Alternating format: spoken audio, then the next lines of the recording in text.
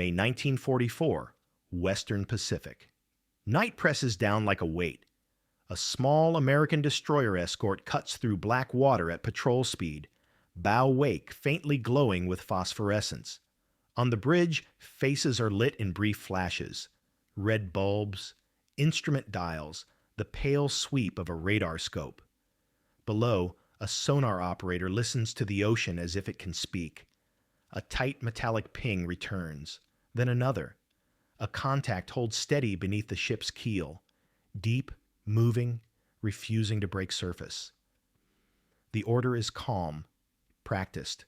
The ship swings into its attack run, deck crews bracing as the forward launcher readies. Seconds later, explosives punch into the sea ahead, not behind. The water boils. The night swallows the result. And somewhere in that darkness, Japan's warning network begins to fail, because this ship will not stop charging. By the spring of 1944, the Pacific War has become a contest of momentum and distance. American shipyards are turning loss into tonnage. Carriers range farther. Amphibious forces move island by island, building airfields where there was only jungle and coral. With each captured strip of land, the perimeter tightens around Japan's outer defenses. But conquest in the Pacific is not only decided by bombs and beaches, it is decided by information.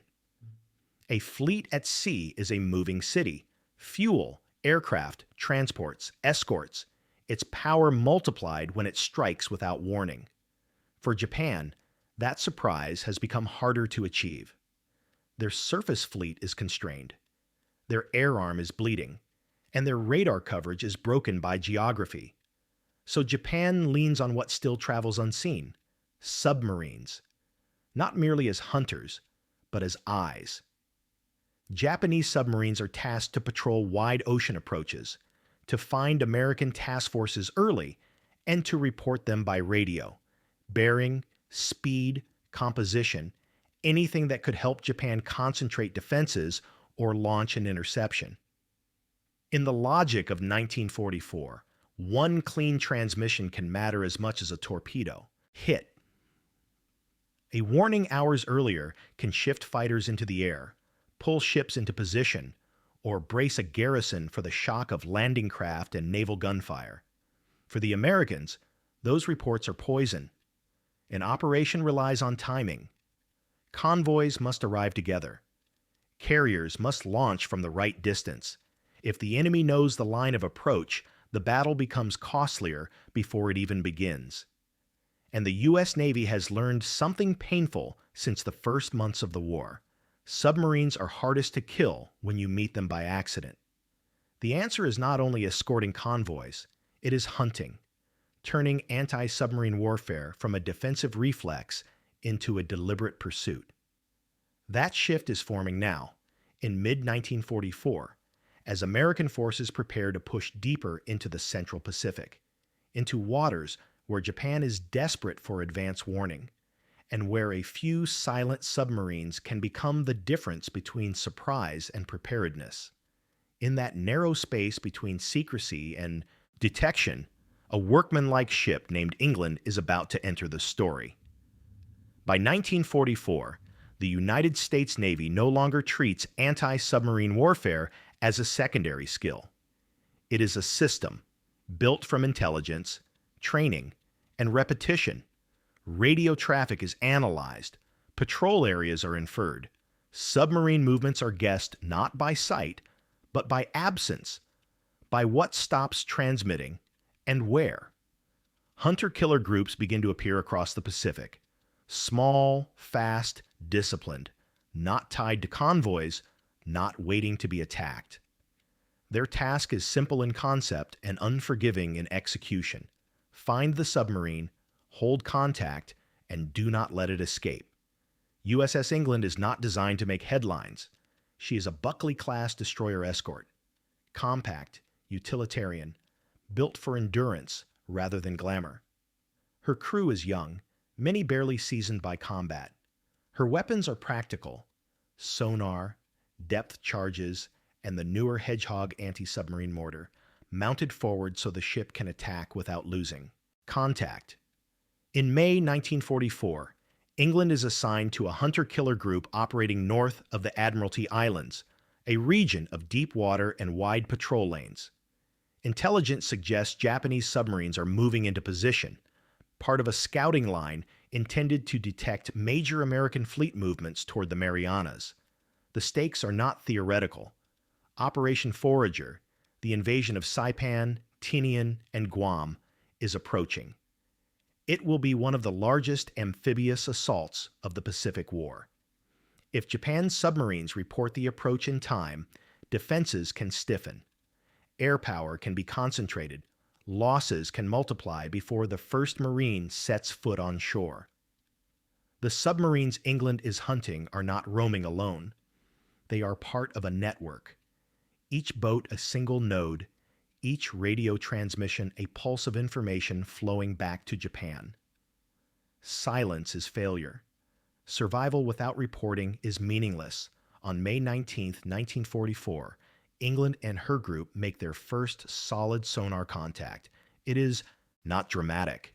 No periscope cuts the surface. No torpedo wakes appear. Just a persistent echo, moving steadily beneath the sea. The ship turns to attack, and once that first run begins, England will not break off. Not for hours, not for days, and not until the ocean itself confirms the result. The hunt has started. Inside USS England, the war is measured in seconds and sound. The sonar room is dim, cramped, alive with headphones and quiet voices. Operators lean forward, tracking a single, fragile thread of noise. A propeller beat, a pressure change, an echo that might vanish if the ship turns too sharply or accelerates too fast. Fatigue sets in quickly. An attack does not end when explosives detonate. It resets. Cruise log results, recheck bearings, and circle back to listen again. Meals are missed. Sleep is taken in fragments. The ocean offers no confirmation, only doubt. Above decks, there's little to see. No enemy fire, no visible target, only the steady vibration of engines and the discipline of moving exactly as ordered. Sailors brace during each run, knowing the explosions will land ahead of the bow, not behind it. If the timing is wrong, if the submarine turns at the last moment, the attack will fail, and the hunt will begin again. Tactically, England is doing something different from early war escorts. She does not rush. She does not scatter depth charges in hope. She holds contact, adjusts speed, and attacks on a calculated track. The Hedgehog launcher fires a tight pattern of small bombs forward. They explode only on contact. No explosion means a miss. Silence can be good or very bad. This precision changes behavior on board. When a salvo detonates, every man knows what it means. There is no ambiguity, no waiting for oil slicks or debris to rise. The crew understands immediately whether the submarine has been struck. The psychological weight cuts both ways. Each confirmed hit sharpens confidence, but it also raises the cost of error. A missed contact means the enemy may escape and transmit. Somewhere beyond the horizon, an entire fleet could be waiting on that message. For the men of England, the war is no longer abstract. It is compressed into a narrow column of water beneath their keel, measured by sonar range, turn radius, and the quiet resolve to stay on top of a target until one side is gone. The ship does not disengage. It realigns. It turns again. And the pattern repeats. The technology aboard USS England represents a shift in how submarines are killed. Depth charges, the standard weapon earlier in the war, are blunt instruments. They are dropped astern, forcing the attacking ship to pass over the contact and lose sonar lock at the most critical moment. Success often depends on guesswork and luck. Hedgehog changes that equation. Mounted forward, it allows England to attack while still tracking the target. 24 projectiles arc into the water in a circular pattern, sinking silently. They detonate only if they strike the submarine's hull. There is no roar to mask sonar, no false reassurance. Either the target is hit or it isn't. This forces discipline. Commanding officers cannot claim success without proof. Sonar teams cannot relax after an attack. Every run demands the same precision as the last. Technology narrows the margin for error and exposes every mistake. Leadership aboard England reflects this reality. Decisions are measured, not heroic. The ship's captain resists the urge to rush or disengage. Holding contact matters more than speed. Patience becomes a weapon. There is also a moral weight that accompanies this kind of warfare. The enemy is never seen. No surrender is possible. Once contact is confirmed and the attack begins, the outcome is binary. Men will die beneath the surface without warning, without witnesses. The crew understands this, even if it is never spoken aloud. They are not fighting silhouettes or uniforms. They are fighting echoes, knowing that each successful attack erases not only a submarine, but an entire crew of sailors following orders much like their own, yet hesitation carries its own cost. If a submarine survives long enough to transmit, it may cost thousands of lives in a future battle. Leadership at sea in 1944 demands choosing certainty over mercy, prevention over reaction. By the end of May, England's relentless method is producing results faster than doctrine can absorb. Each confirmed kill validates the system. Intelligence, sonar, Hedgehog, command discipline, working as one. And with every sinking, something else disappears as well. Japanese radios fall quiet. The first confirmed destruction changes the tone aboard USS England. There is no celebration, only a tightening of focus. The ocean has proven that the method works, and that knowledge carries its own pressure. Every subsequent contact now feels heavier because success is no longer theoretical. Within days, the pattern repeats. Sonar detects a submerged target moving along a predictable patrol line. England closes, adjusts speed, and makes her run. Hedgehog projectiles arc forward. This time, multiple explosions erupt in rapid sequence. The sonar echo breaks apart, then vanishes. Another submarine is gone. The days blur together. The ship remains at sea, rotating watches and repeating the same procedure with ruthless consistency. Contact, track, attack, reacquire, confirm. Each engagement is separate, yet they merge into a continuous operational rhythm that leaves little room for relief. Japanese submarines are operating under orders that demand reporting. But reporting requires surfacing or extending an antenna. It requires time. And England is denying them both. Once contact is made, the submarine is forced deeper, slower, more cautious. Every evasive maneuver burns battery power and compresses air. The opportunity to transmit slips away. By the third and fourth sinkings, the implications become clear. This is no longer a series of isolated victories. A patrol line is being erased section by section. Submarines that should be feeding information back to Japan are instead fighting for survival and losing. Operational commanders take notice. The hunter-killer group is directed to remain in the area to press the advantage. The ocean, once wide enough to hide dozens of submarines, is now narrowed by expectation. If a contact appears, it is pursued until resolved. Aboard England, exhaustion deepens. Hands are swollen from handling gear. Eyes burn from constant watch, yet discipline holds. There are no shortcuts. Each attack is executed with the same care as the first. The ship's log fills with dates and times that will later seem impossible. Multiple submarines destroyed within a single week. Each one a separate hunt. Each one ending the same way. Somewhere beyond the horizon, Japanese commanders wait for reports that never arrive. Positions go unconfirmed. Assumptions replace data. Silence spreads across frequencies meant to carry warning. The momentum has shifted. The sea itself feels different now, emptier, quieter, stripped of voices that once traveled invisibly through water and air. And England is not finished. By the final days of May 1944, the hunt has become relentless. USS England is no longer reacting to chance encounters. She is operating inside a collapsing enemy system. The remaining Japanese submarines are isolated, aware, if only dimly, that something has gone terribly wrong. One contact in particular refuses to break. The submarine maneuvers carefully, changing depth and course, attempting to shake pursuit. Hours pass, then more hours.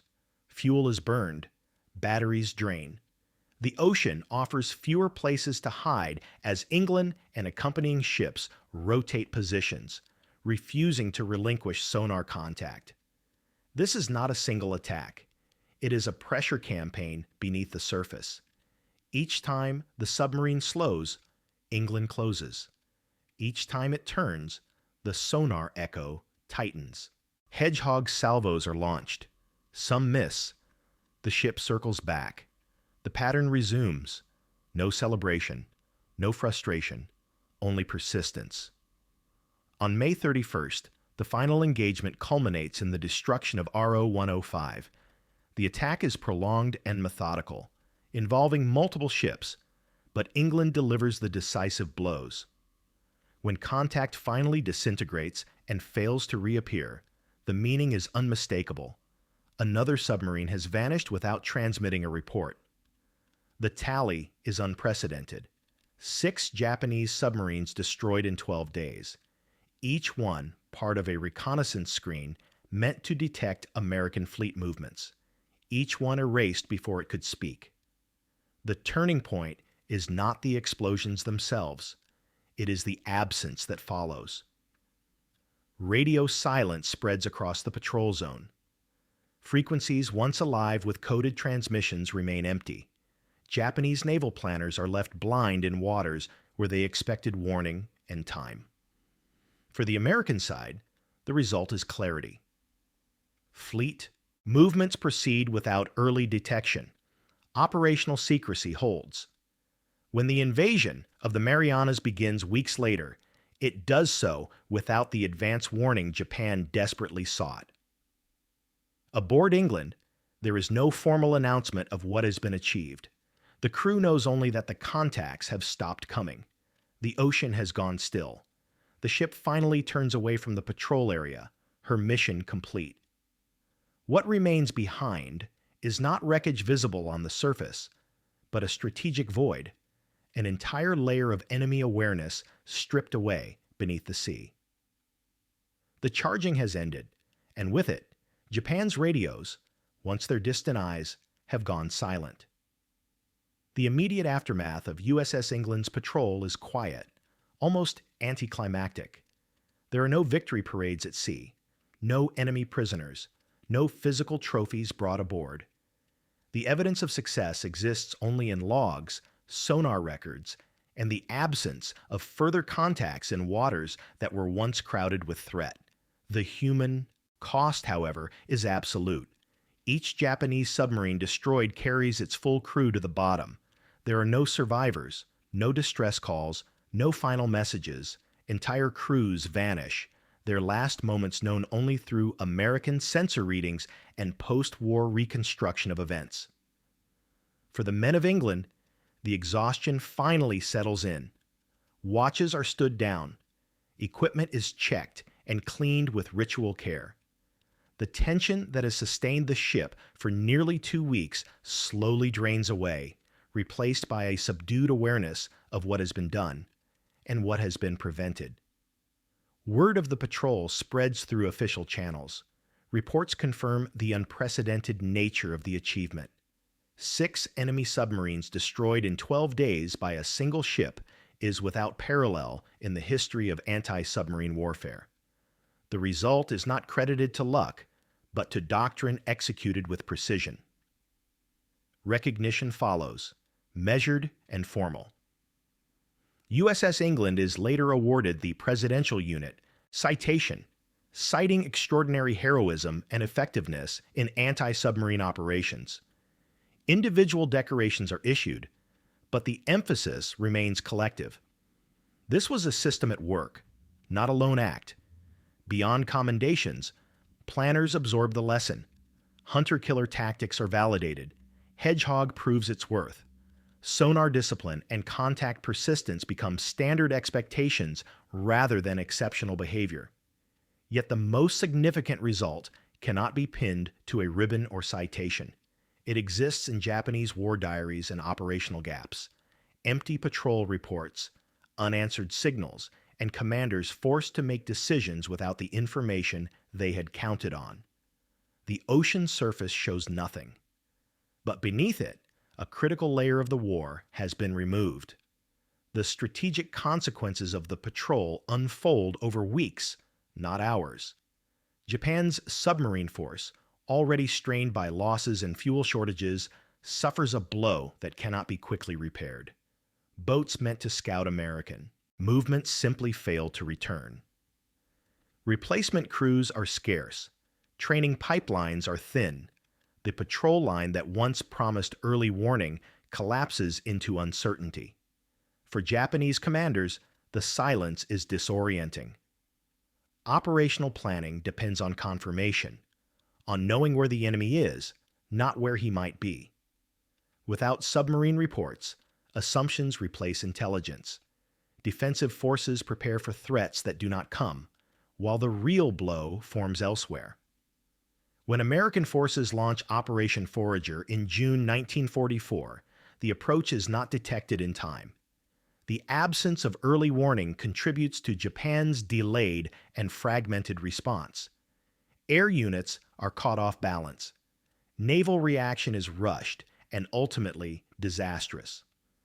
While no single action decides a campaign, the lack of submarine reconnaissance removes a layer of protection Japan cannot afford to lose. Within the U.S. Navy, the patrol becomes a reference point. Anti-submarine warfare is no longer framed as attrition or area denial, but as decisive control of information. Killing the submarine matters, but preventing the report matters more. Admiral Ernest J. King, Chief of Naval Operations, later reflects on the episode with characteristic bluntness. In assessing anti-submarine warfare in the Pacific, he remarks that there'll always be an England in the U.S. Navy. The statement is not about a ship, but about a standard, persistence, precision, and refusal to disengage once contact is made. The war continues, brutal and accelerating. USS England will not repeat her record. She does not need to. The moment has already done its work. In the ledgers of naval history, the patrol is recorded in numbers. 6 submarines, 12 days, 0 escapes. But its real weight lies elsewhere, in the battles fought without warning, in landings met too late, and in decisions made by an enemy suddenly deprived of sight. The silence created in May 1944 does not lift. It spreads forward through the war. The patrol of USS England did not change the Pacific War through spectacle. There were no burning decks on the horizon, no broadcast victories, no single moment that dominated headlines. Its power lay in removal, in taking something away that the enemy could not replace. What disappeared was not just steel hulls beneath the sea. It was awareness, the ability to see first, to prepare, to choose the moment of response. In modern warfare, that loss is often more decisive than destruction itself. Technologically, the lesson was clear. Anti-submarine warfare succeeds when sensors, weapons, and training are fused into one disciplined system. Hedgehog mattered because sonar was trusted. Sonar mattered because commanders refused to disengage. None of it worked alone. In leadership, the episode set a quiet standard. Victory did not come from brilliance or bravado, but from patience under fatigue and restraint under pressure. The choice to hold contact again and again proved more powerful than speed or aggression. And in human terms, the cost was final. Hundreds of sailors died without ever seeing their enemy. Their absence shaped battles they would never witness, altering outcomes far beyond the points where they vanished. The sea keeps its secrets, but sometimes, in the brief window when technology and resolve align, those secrets can be stripped away, leaving silence behind. In May 1944, one American ship refused to stop charging, and in doing so, it helped ensure that an entire enemy network would never speak again.